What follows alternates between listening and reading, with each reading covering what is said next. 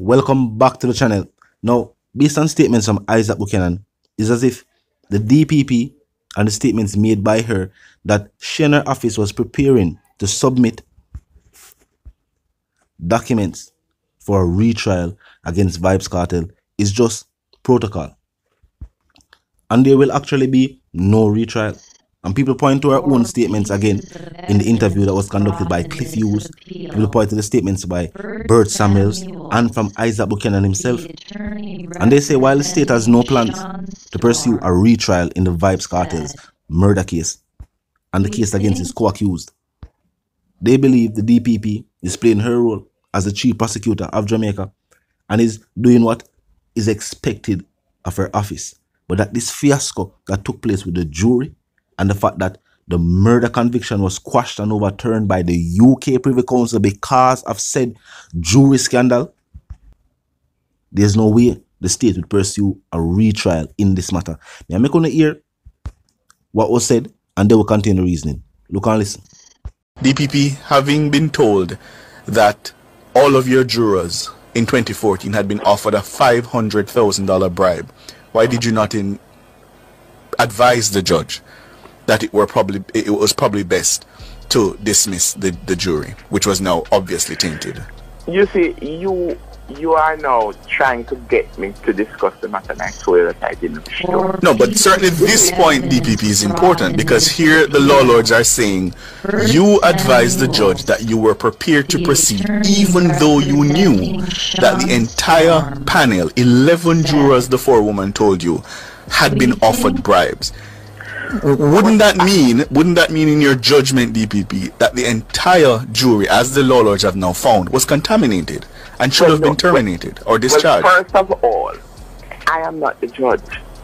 True, but you gave advice that you were prepared to proceed, and what I'm trying to understand of security issues, there were a lot of other issues that we cannot go into the public domain. And what our information from the foreman was, what she was saying, was that all of the attempts had to do with acquittal. Acquittal. Clearly, if it had been the other way, we would have, clearly, given the overriding objective of any case, which is fairness to the accused. But what would have been perhaps planted in the mind of the jurors is, okay, you need to acquit. And remember that these persons, at least two of them, are very famous. So it would have been, as far as the prosecution, when we discussed it, we would have been at the build one at a great disadvantage. This is not the first time. But with the greatest respect, DPP, that's not persuasive, because what I want you to focus on is the fact that the process now had been corrupted and contaminated, and you advised the judge that you were comfortable proceeding with a contaminated and corrupt process. This is not the first time that I have had to deal with jury tampering. And be that as it may, in the exercise of your judgment, why did you not see it fit to bring to an end a matter that had been corrupted? After 64 days of trial? Isn't the interest of protecting the impartial trial greater than the length of time that had elapsed? I agree with you on paper, but I have done other cases where there has been jury tampering to the great negative of the prosecution. I have seen cases, I've seen jury inquiries where the juror, having been questioned, it was quite clear that it was either an accused person or an accused person's relative that approached the juror, and the juror was able to indicate to the court that it did not make any difference. He would still be able to have an impartial situation in his mind. I have had the experience. I've prosecuted many cases, and when asked, I have indicated that we don't have any problem. So in other words, we are prepared to take our chances and just try to make sure that you have a very powerful address. But the DPP seems to be relying on the fact that in her long prosecutorial career, she has made a judgment call, several judgment calls, in a number of instances of jury tampering. And I wonder, does that make it legally correct? It might be a call that has been wrong. Because surely, based on what we now have from the Privy Council, jury misconduct undermines the fundamental principle of the justice system of the accused being entitled to a fair trial.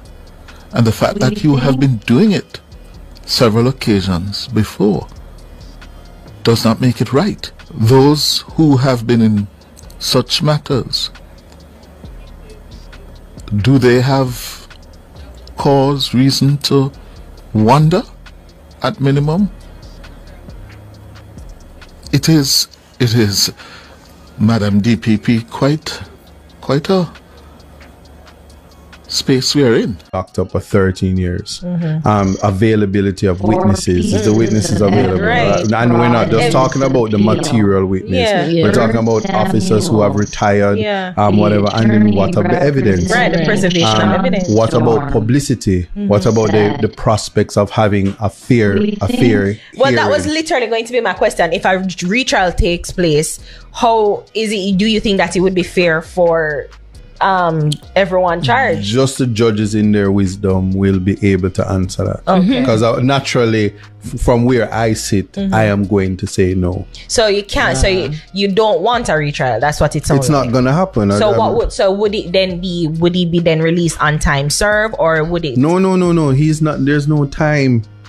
There's no time. In fact, there's a nice thing in the order when the king signed it that says pay the man them money for their legal fees that they waste. I'm confident that they were very upset about the jury point that the judge allowed a juror who was allegedly trying to bribe the jury, allowed him to sit and continue to deliberate, that he sent them out 17 minutes before, after 64 days of trial. That was huge pressure on the jury. And the Director of Public Prosecution recused herself in his chambers and encouraged the judge to keep the juror who was allegedly bribing and to render a verdict with the bad apple. So this is a day for us to see whether it is right for a prosecutor, a chief prosecutor, to encourage a judge to keep a juror who has been bribing the others.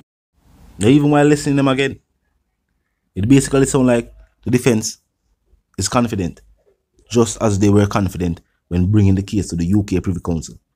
And as we make a point out again, even though the only thing used by the UK Privy Council to say the murder conviction was to be overturned was the jury scandal. But keep in mind, despite all of the evidence used by the prosecution to convict are back then, as Vybz Kartel is no longer convicted. The evidence used back then, out of all of them, only one piece of evidence was used, which was the alleged data evidence from the phones. But many more evidence was presented.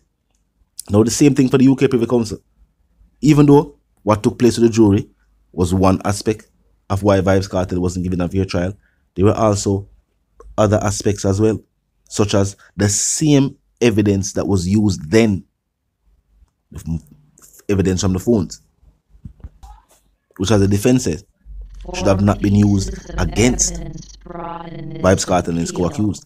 So if the major component of the prosecution's case can no longer be used, people believe them not have enough evidence to even prosecute. And even if them do have the evidence to prosecute, it will not be enough to convict. And seeing that Isaac Buchanan also said that some reimbursement of lawyer fees and legal fees will have to be given back to Vybz Kartel and his co-accused, I don't think the state are going to retry Vybz Kartel again. And some say even if the DPP wants a retrial, like strongly want it, not just follow protocol and actually want to try the case again, then I believe the appeal court will give her that chance. Even though some say them believe otherwise. Some say somebody like the DPP, who the government has given multiple extensions and their tenure, it sounds like the government trusts our direction. So if the decision that she's planning to make is to have a retrial, some believe that with the strong connections and the pull that she have within the state, no matter the justice system, I can just work with her. If she want the retrial, they might just say, all right, here's your opportunity, have that retrial. Some people say, would it be a waste of taxpayer dollars though, if the fact that certain evidence that was used in the previous trial cannot be used again, and that them not have the new evidence, but them just want to do the case over again? Would that be a waste of tax dollars, seeing that there are other high profile cases before the court? Some people also ask the question, is there some kind of law that prevents the Court of Appeal from taking too long to make the decision on whether or not to retry Vybz Kartel? Because at the moment, he's not convicted, but still behind the bars, waiting that appeal court decision. Is there something that defense attorneys will then have to file before them can have them make that decision? Because if the Court of Appeal have to wait upon the DPP, so, get our documents, build this case file, and then present it to them, while the office of the DPP, if you did whole heap of other high profile cases and big cases and regular cases and whole heap of work, basically. Maybe it might take them a time to prepare this. And will the court then give them that time to prepare this? And will that then result in Vybz Kartel being behind the bars until that decision is made?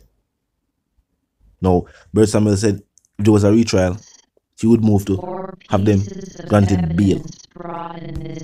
And that way the accused wouldn't be going to court from behind the bars, but they'd rather be free. And now as it pertains to the music, since Vybz Kartel is not a convict, does that mean he can now use the music facilities at these correctional facilities? As they had recently said that the only way an inmate could use those facilities is if they were inmates that had signed up to this rehabilitation program that would have them either admit guilt or something to that effect. I don't remember the specifics. But as Vybz Kartel was an individual who had maintained his innocence and was at the moment also having his case about to be heard by the local Court of Appeal, and after that waiting to have hhis case heard by the UK Privy Council, they said he was not eligible. But now, if while behind the bars, can he use those facilities? Some people that say that is neither here nor there, as the fact that he's not convicted means he should be released and on the streets and free to build a studio in his house and use him own home studio. Free to go up on shows and tours, as the people already have said, the Vybz Kartel homecoming or the release tour. We don't know what Vybz Kartel is going to name it. Vybz Kartel is a creative and intellectual artist. He don't need nobody to name him tour.